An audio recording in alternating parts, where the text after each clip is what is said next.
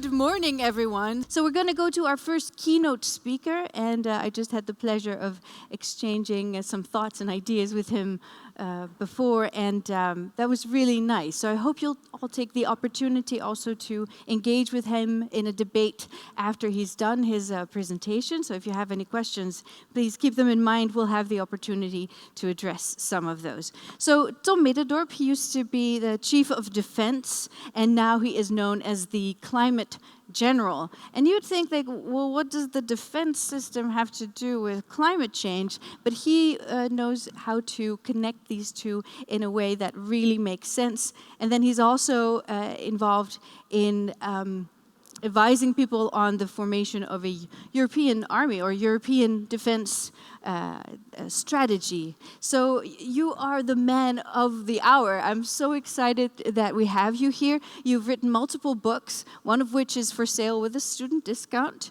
later today, so that's nice to know, and you're going to be signing a few of those. So it's an honor to have you here. I'm very glad to offer the stage to Tom Middendorp.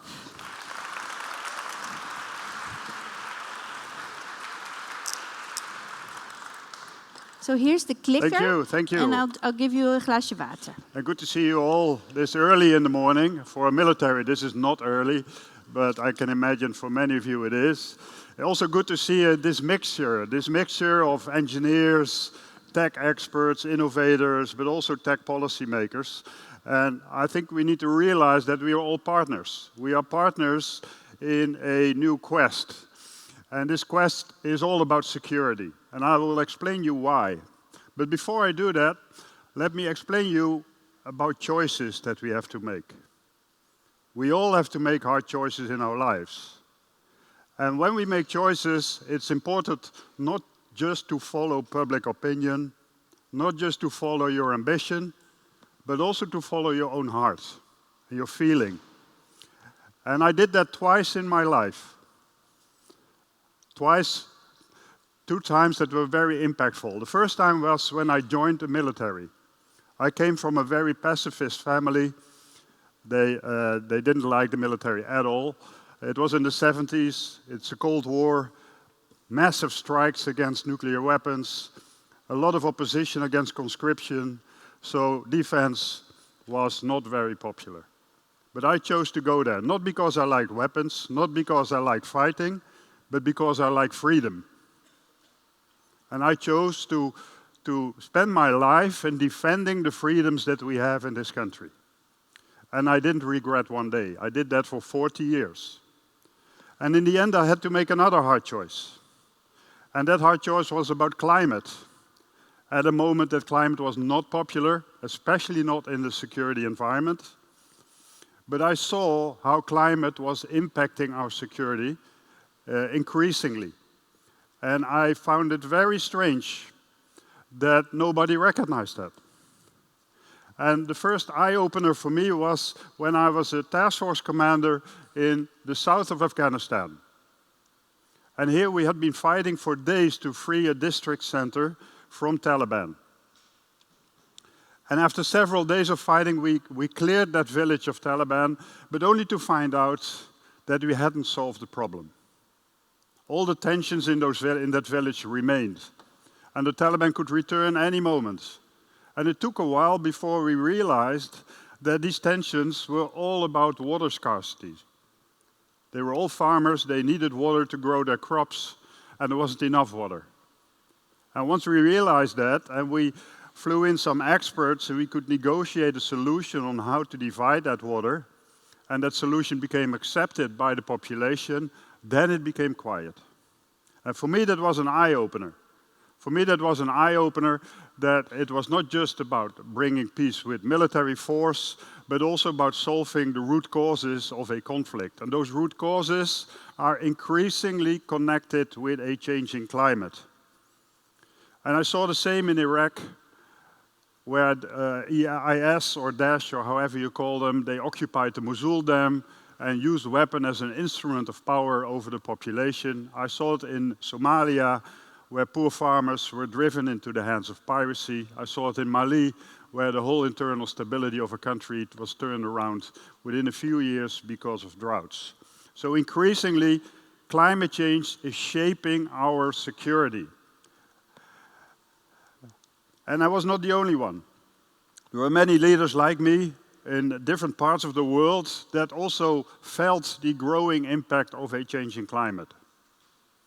And we started to connect them with each other. And we created this network. It's called the IMCCS, International Military Council on Climate and Security. A terrible name. It's a network. But what's powerful is that we connect 40 leaders from more than 40 countries in the world with each other, exchanging experiences, exchanging best practices, which is very learningful. It doesn't cost a penny, but you can learn from each other. And it's also very powerful because I'm the chairman of that network and I can speak on behalf of leaders from more than 40 countries. Much wider than the EU, much wider than NATO, and that gives you a voice. And this network is supported by research institutes. And there also is a network developing with almost 30 institutes looking at the connection between climate and security. So there is a lot of knowledge now building up, and both can be used towards policymakers to make them aware that their security is also at stake because of a changing climate and that they need to take that into account, that they need to adapt their policies to it. And that gives us a lot of influence. And I give you this example to show what you can do with little money just by connecting with each other, by joining forces. And that is what brought me to the second choice in my life. Because I found out as a chief of defense that climate was never on the agenda. I was in meetings with EU, NATO, with all the colleagues there, and the word climate in 5.5 years has not been mentioned once. So I thought, this is very strange. If climate is already affecting our work to such a level, why are we not talking about this? And I decided to address this publicly. And that gave an enormous storm in my country. Big screaming headlines in the newspapers about Chief of Defense predicting climate wars. The minister was called to Parliament to explain herself if I was talking on behalf of the government. This is the only time I went viral on social media. So I had that pleasure as well. And that gave me the nickname Climate General. And that was not meant as a compliment. But here I made that second decision. Because I felt that something needed to be done about this. I am very ashamed about the legacy we leave behind for our next generations. And I'm very concerned about the problems that my children are facing because of this. I wanted to do something about it. So although it was not a popular topic, I decided to dedicate the rest of my life to this topic of climate and security. And I embraced the title of Climate General. Now let me go through a few things with you. First of all, the why. Why is your work on energy transition so important? And I will give you 4 whys from a security perspective. Secondly, the what. What makes it hard? What do we need to solve? And thirdly, the how. And I will give you 4 hows that you can take in the back of your mind when you start working on this. Now, the first why is about the big picture. We see the screaming headlines every day about trade wars, about conflicts. We see the world changing around us. We come from 80 years of freedom, 80 years of stability, and we are now entering a new era. And we need to realize that we are not going back to business as usual. There is something really drastically changing in the world, which means that we need to adapt. And if I bring that back to this global level, and I see many, many leaders becoming more and more nervous about what's happening around them, but there are 4 big trends. First of all is population growth. The beginning of this century, we had 6.2 billion people in the world. At this moment, we have 8, and we are going towards 10 billion people, which means an almost doubling size of the world population, which means a doubling demand for water, for food, for energy, for resources. And on the other hand, we see an increasing resource scarcity, which means that between the two of them, there is a growing gap between demand and supply. So the big question for all of you is how are we going to bridge that growing gap between demand and supply? Because we are running into more and more scarcities around the world. One thing is for sure, we are not going to fill that growing demand with doubling our production in the way we are producing it now. Because if we are doubling our production in the way we are producing now, we will only deplete our resources more rapidly. It's a dead-end street. We need to change that. Which means that we need to innovate, and that's where we need you. We need to innovate on circularity, we need to innovate on self-sufficiency, we need to innovate on lifetime extension, on the reuse of materials. At this moment, the billions of tons of resources we draw out of the ground, only 7% is being reused. 7%. So 93% we are turning into waste. That's our economy. And we need to change that. We need to look for ways on how we can become less resource dependent. And that requires your minds, that requires innovation, also on the area of energy. And climate change makes it harder to bridge that gap because climate change reduces the livable space in the world, the arable space in the world, and reduces our ability to bridge that gap. And the same is with what we see happening on the geopolitical side. We are moving to a more fragmented world with power blocks competing with each other. And what we can expect is that the more scarcity there will be, the more competition that will give. So the less we succeed in bridging this gap, the more we will run into very toughening competition. And then this will be the result. More competition, but also more disruption of global supply lines. More protectionism. And we already see that happening in the trade wars that are now being initiated.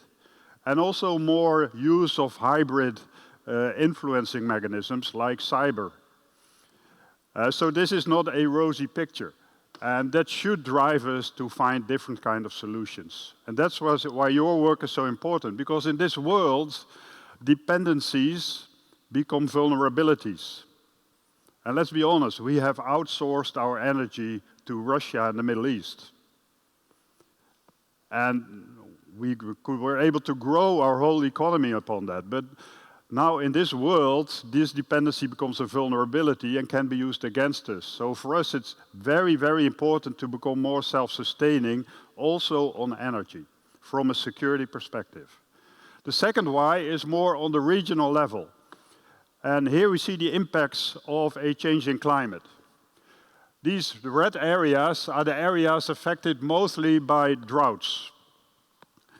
And on the right-hand side, you see the red areas are the most flooding, vulnerable areas in the world.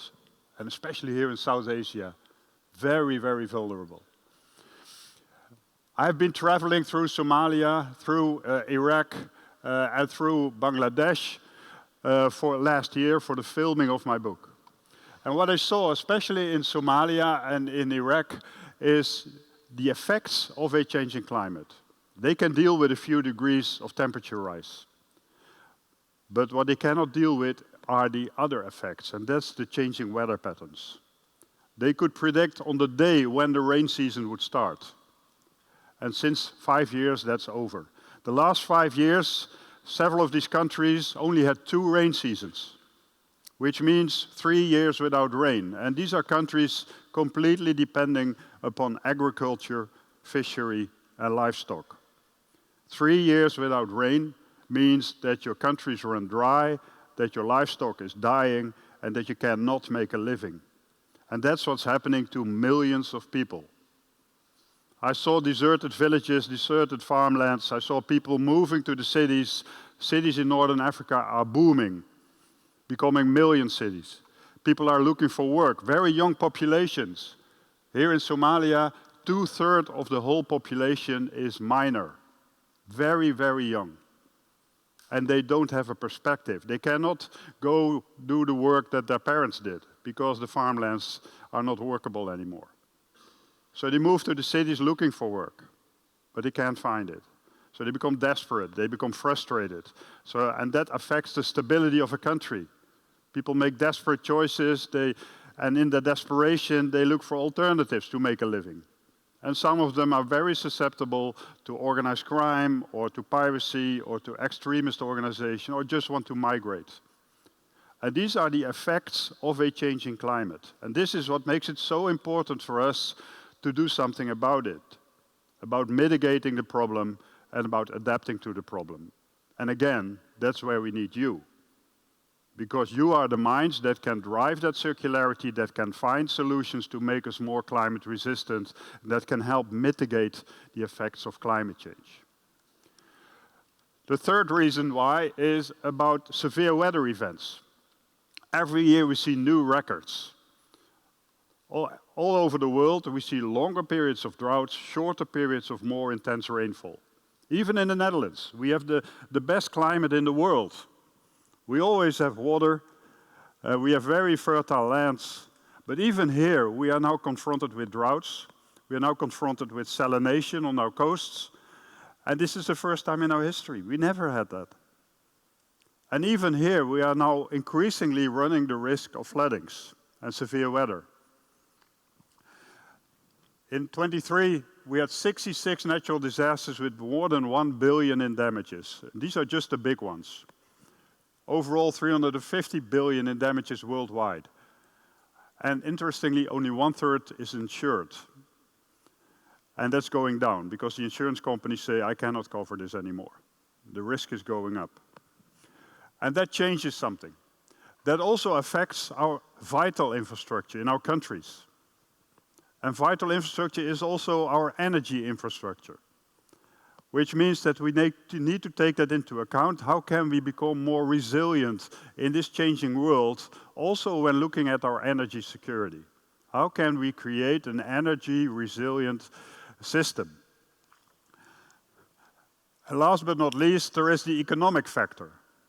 From what I've told you, I think it becomes clear that climate change affects all aspects of a value chain of any company. From the raw materials to the suppliers to the manufacturers, everything is affected by it, and we need to adapt the ways we produce, and we need to adapt to the new demands in the world, which gives all kinds of transition challenges. It gives physical risks, it gives the challenge to completely realign your production to make it more circular. It gives all kinds of policy changes, all kinds of new regulations that you need to meet.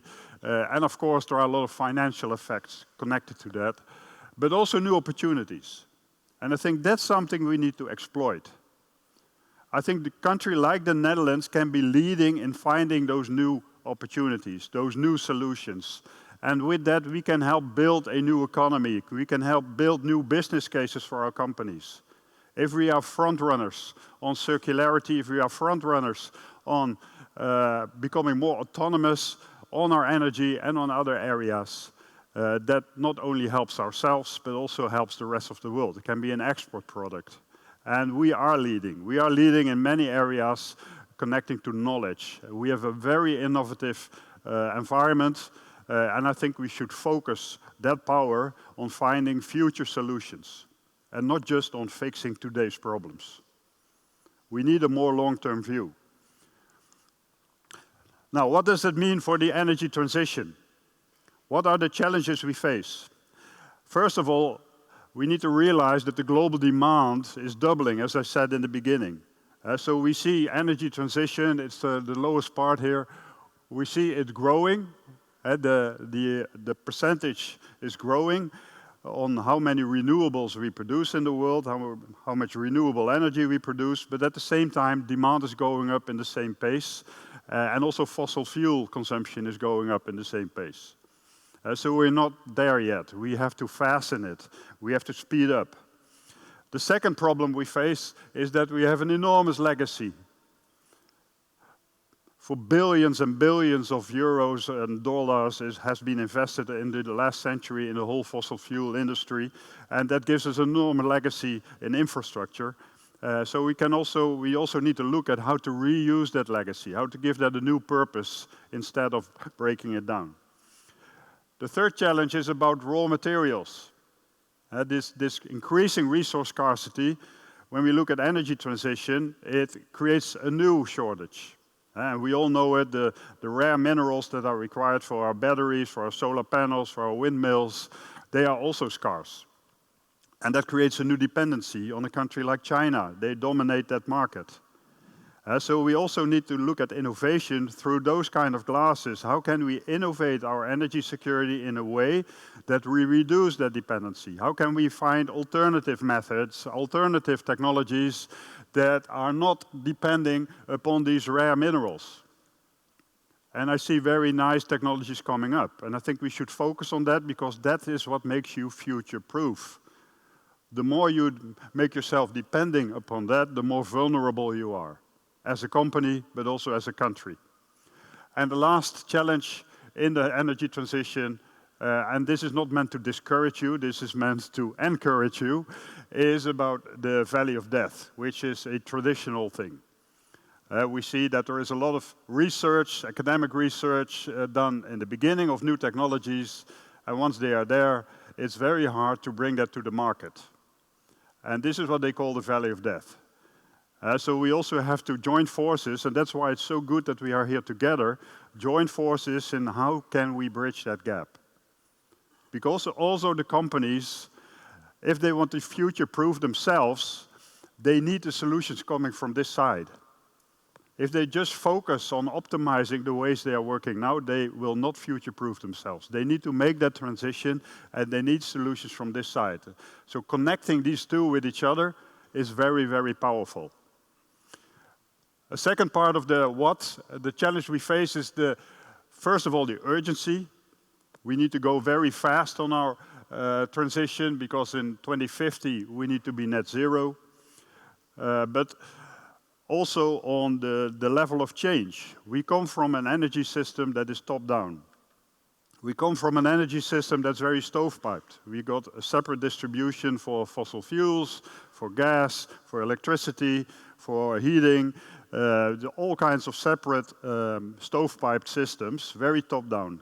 Government has a big role in that. And we are changing that, or we need to change that into a more hybrid system that is to a certain extent also bottom-up, and I will show you how that works, which is an enormous transition challenge, because you have to do that in a time where the demand is going up and nobody wants to pay more for it. It's also a cooperation effort. So the whole energy transition is not just a technological problem. It's also about finding the right cooperations. It's also about managing change.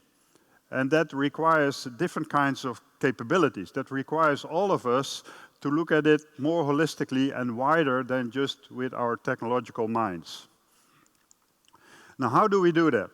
And I always like Darwin. He has a very good quote. Darwin said, "It are not the brightest and not the strongest who survive, but it are the ones who are most adaptable to change, who can change rapidly." And I think that's what we need to do. And I think the younger generation can do that more easy than my generation. So that adaptability, I'm looking for you to bring that to the table. And don't be afraid to do that. And I will give you four things to keep in your mind when you look at this, when you dive into this. And I hope you will all do that. The first one is about knowledge. It starts with knowledge. You cannot fix what you don't understand. So we first have to understand the problem. And this problem, as I mentioned, is much wider than just a technological problem. And we need to understand the effects. We need to understand how energy transition is related to all kinds of other mechanisms, to social acceptance, to dealing with shortage in space in the Netherlands, to dealing with all kinds of partners that you need, public and private cooperations. How do we deal with that? You need to understand the relations between those to find the right solutions. So we have to keep our minds very open and not just focus at the technological side. The second one, how, is about creating integrated solution. It's not just about energy. It's also about circularity. And there is an enormous amount of innovation going on all kinds of different areas. And the challenge is, how do we bring that together into integrated systems? A future building is a very integrated system that manages waste, that manages water, reuse of water, that manages energy. It all comes together in that same building. How can we create buildings that are almost fully self-sustaining? I like that challenge, and I hope you like it too, and I hope we can find solutions for that, because there's a lot of innovation going on. This solar panel is built in the Netherlands, a company called Solarge in Limburg. And they developed a solar panel without glass. At this moment, we are placing billions of solar panels around the world with glass coming from China. These cannot be reused. They cannot be recycled. So in 20 years' time, they're all waste. And they all have these raw materials, these very rare materials in them. This is an innovation in the Netherlands where they do it without glass. And they made a solar panel that's very light. You can lift it with one hand. You don't need to reinforce the roofs. You can put them all over the roofs without any consequences. It's unbreakable, and it's fully recyclable. And the last part is very important. And it might be a bit more expensive when you buy it, but if you look at life cycles, it's much cheaper. And I think those are the kind of solutions that we need to find. We see new foils that we can place on roofs, that you can integrate in buildings to produce energy, but also means of storing energy in buildings. And all these technologies we have to bring together into integrated systems. The third how is about cooperation. And I'm involved in Zwolle.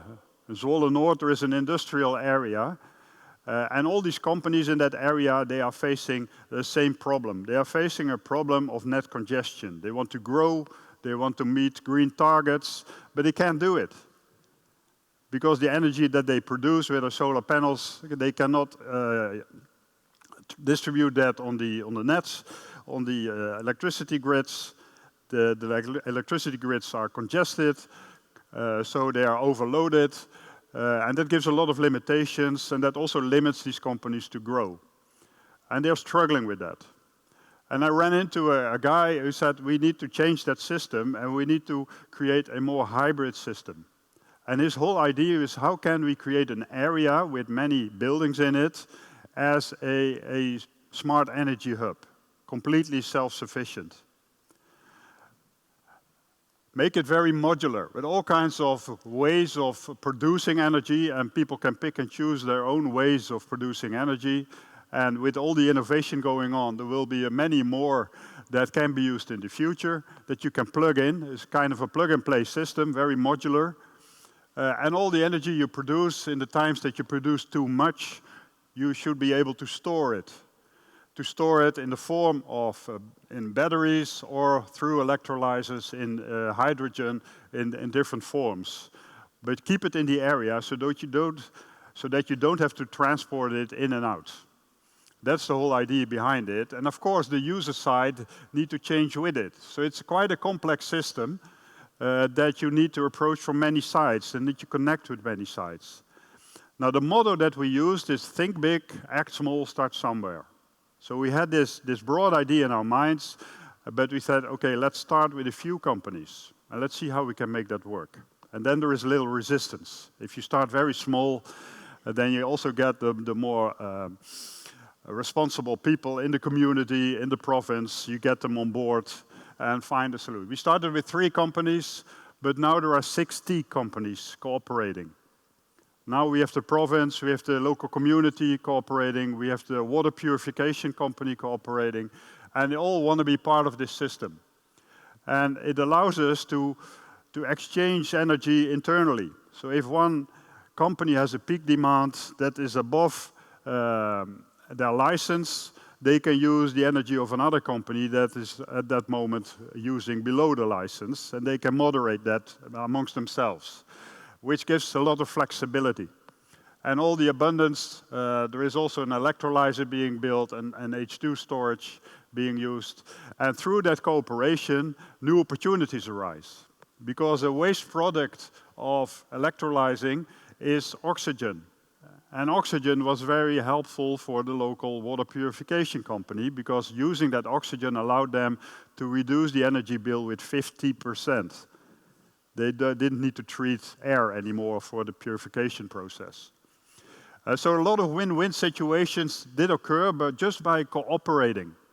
And that's the power of cooperation. We need new forms of cooperation, bottom up. And here we are now building this more hybrid bottom-up system.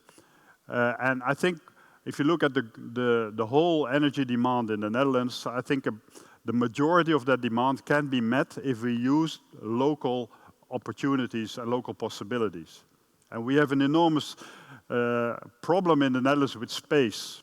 We need space to build our dikes, we need space to build housing, we need space for our whole energy transition. So there's a lot of competition about space.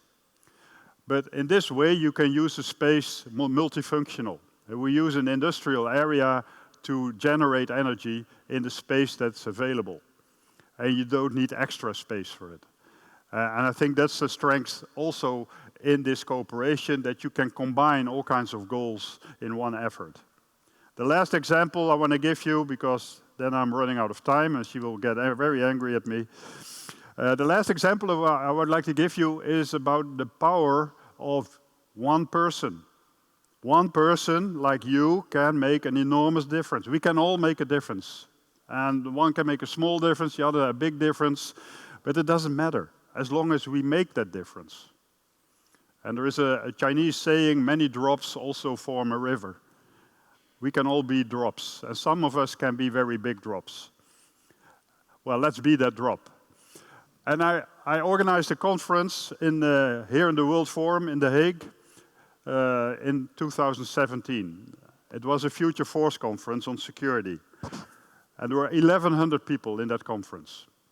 And I said, I only want to see 100 military people. I want 1,000 people coming from the outside, from universities, from NGOs, from companies, from all over the world. So it was a very mixture of people in that room. And we made a whole agenda of all kinds of topics. Everybody could pick and choose their topics on hybrid, on security in big cities, on climate security, on resource scarcity, all kinds of topics that had the security dimension, but were also of importance to these companies and to these organizations. And they discussed these topics, and that gave a very fruitful interaction, because these people normally don't meet. But it did allow them to recognize that they are not the only one facing that problem, but there are many others facing the same problem. And they can bring one part of the solution, but others can bring other parts of the solution. So it kind of triggers new initiatives and new cooperations. And that made that conference very exceptional and very fruitful. And I hope that will happen today as well. And in this conference, this man came to me, the man here with the hat. And he's an artist. He makes sculptures. And he came to me and he said, General, great stories, but I have the solution for the world water problem. I can produce water in the desert out of the air. It sounds like kind of a magic show. And he was very enthusiastic about it. And he said he was inspired by a cold can of Coke that he put on the table in the summer. And what happens?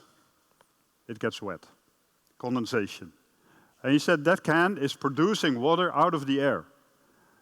And if that can do that, I should be able to do that as well. I want to use that principle, and I want to do it with very limited electricity. And he went to the universities, he went to all the experts, and they said to him, well, what you want is not feasible.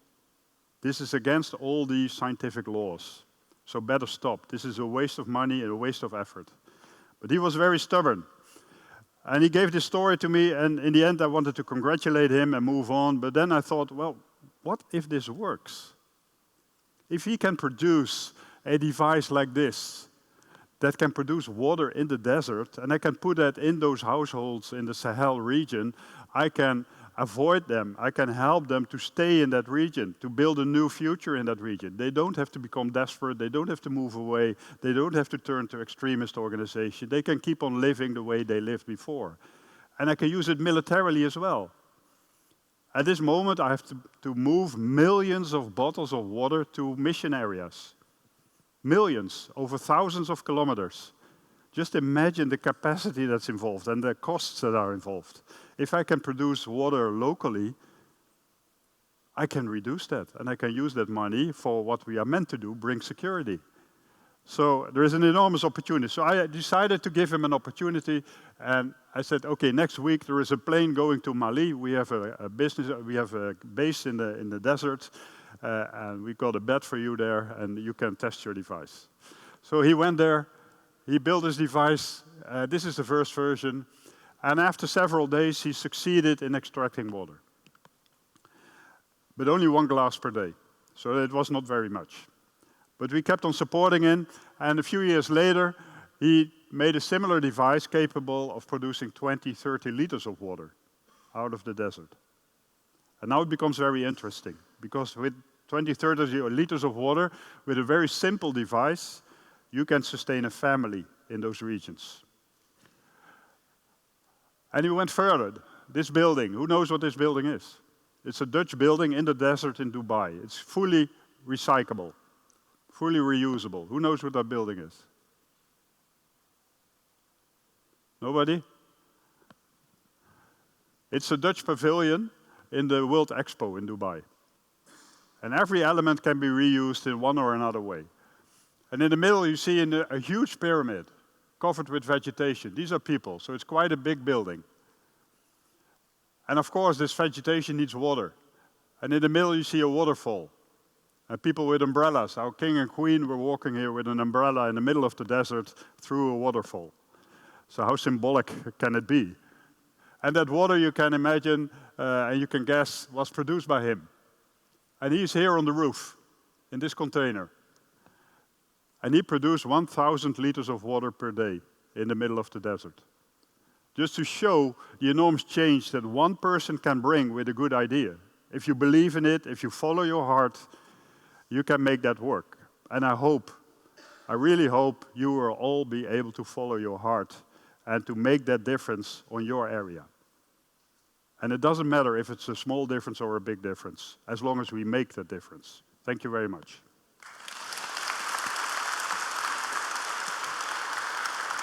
Thank you, Tom. Tom Middendorp. Thank you so much. Are there any questions from the audience having heard this? Because we have some people with microphones that can take questions. You're putting a lot of pressure on this room, I noticed. Yeah. You have high expectations of them. What is it? Well, it's not a lot of pressure. It's more an encouragement. And I hope you feel it as an encouragement. Did it But feel like please an ask. encouragement? The first question is always the hardest. But don't hesitate. There are no stupid questions. Yeah, I see one there. Yeah, okay, great. With the current geopolitical tensions that are in the world, do you see a lot of the investments that were going to climate adaptation more going to military solutions right now? And what do you think of that trade-off? Yeah. Yeah, it's another one-on-one trade-out. They are not connected with each other, so if you put more money in defense, that doesn't automatically mean that you put less in climate. But some countries make that decision. Some countries, they need to free up resources to put in their security, and they take that resources from other areas like climate. So it can be a choice that some countries make, and we see that happening in the Netherlands as well. Yeah, which so is a that's pity very because you've unfortunate. so convincingly argued that Yeah. those two topics are actually very Exactly. interwoven. Yeah. So what do you think of that? So I try to bridge that. I try to show them that energy and circularity is also about security. One cannot do without the other. That we have something at stake with adaptation of fragile regions around us. If we don't help them adapt, we will be more insecure. So it's a means of conflict prevention. So I think we need to invest in both. But the most important message I have is to the government is look at the things more long term and not just short term. And the governments, I'm afraid, much of the focus is to today's crisis. And they are important. We need to deal with today's crisis. But leading a country is about more than managing today's crisis. Leading a country is also about future-proofing a country and looking ahead of the game. And part of that is about investing in these kind of areas. Yeah. Thank you so much also for that question. Did you feel like it was putting pressure on you, or did you feel invited to be a part of this? No, I definitely felt invited. Yeah, okay, great. Great. Another question from the audience. Did you mention that you're doing something with your book, filming your book? Did you say that? Yeah, it has been filmed. It has been on national television a few times. It's a documentary series, 3 parts, Mission Middendorp. So you can look it back if you want. Okay, thank you. Great. Yes. So first, thanks a lot for your presentation. I'm also quite passionate about the relation between energy transition, security, and the raw material market. And I have a question more about like the actual usage or percentage of renewable energy in the Netherlands. Like I think in 2024, the percentage of renewable energy usage is around 17% in Netherlands, but on average, it's like 23% in Europe. But like in my understanding, I would think Netherlands is a country on the forefront of solution to energy solutions, like transitions. So what do you think the biggest obstacle for Netherlands by increasing the renewable energy usage? So Thank you. yeah, what's the biggest obstacle in really making headway in the Netherlands specifically when it comes to renewable energy? I think it's important that we look at it more in the life cycle terms. Often when we look at energy transition, we look at the immediate return on investments. And the new technologies, that's always the case with new technologies. They are more expensive than the more industrialized, massive available existing technologies. And that's part of that valley of death. How can you build new business cases that are affordable for the average people? And that requires government support in those programs. But also that requires us to bring the message in a way that people realize that there is a long-term effect connected to it. If you buy these solar panels that I showed you, these lightweight solar panels that are fully recyclable, then suddenly the price goes down because you can use it for very long periods, while the current more cheaper panels you can only use for 20 years.